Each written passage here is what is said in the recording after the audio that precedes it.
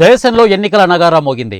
లోక్సభతో పాటు 4 రాష్ట్రాల అసెంబ్లీ ఎన్నికల షెడ్యూల్ను కేంద్ర ఎన్నికల కమిషన్ శనివారం విడుదల చేసింది. మే 13వ తేదీన ఏపీలో ఎన్నికలు జరగనున్నాయి. ఈ ఎన్నికల్లో అధికార పార్టీ వైసీపీ అధినేత సీఎం జగన్మోహన్ రెడ్డి ఇప్పటికే తమ పార్టీ అభ్యర్థులను ప్రకటించారు. 2024 ఎన్నికల్లో 175 అసెంబ్లీ స్థానాలు, 25 లోక్సభ స్థానాలను కైవసం చేసుకోవాలనే లక్ష్యంగా ఎన్నికల మేనిఫెస్టోను ప్రకటించనున్నారు.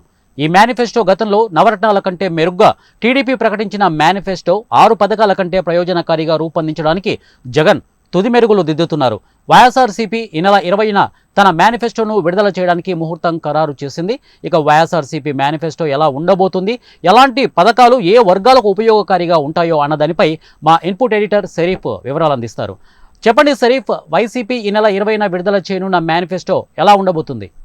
అర్జున్, వైఎస్ఆర్ కాంగ్రెస్ పార్టీ అధినేత ముఖ్యమంత్రి వైఎస్ జగన్మోహన్ రెడ్డి ఎన్నికల మేనిఫెస్టోపై ప్రస్తుతం దృష్టి సారించారు.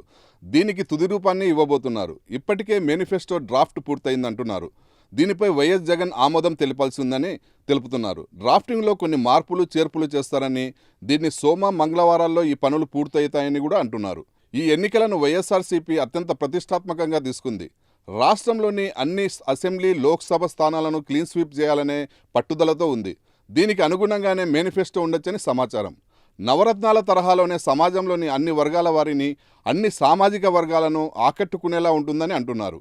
ముఖ్యంగా మహిళలు, రైతుల, యువత, నిరుద్యోగులను దృష్టిలో ఉంచుకొని మేనిఫెస్టో రూపకల్పన చేస్తున్నట్టు చెబుతున్నారు. రైతులకు రుణమాఫీని జగన్ ప్రకటించే అవకాశాలు లేకపోలేదని తెలుస్తోంది. మహిళలకు వడ్డీ లేని రుణాలను కొనసాగించడం, యువతకు ఉద్యోగాల కల్పనపై కొన్ని స్పష్టమైన హామీలు ఉంటాయనేది సమాచారం.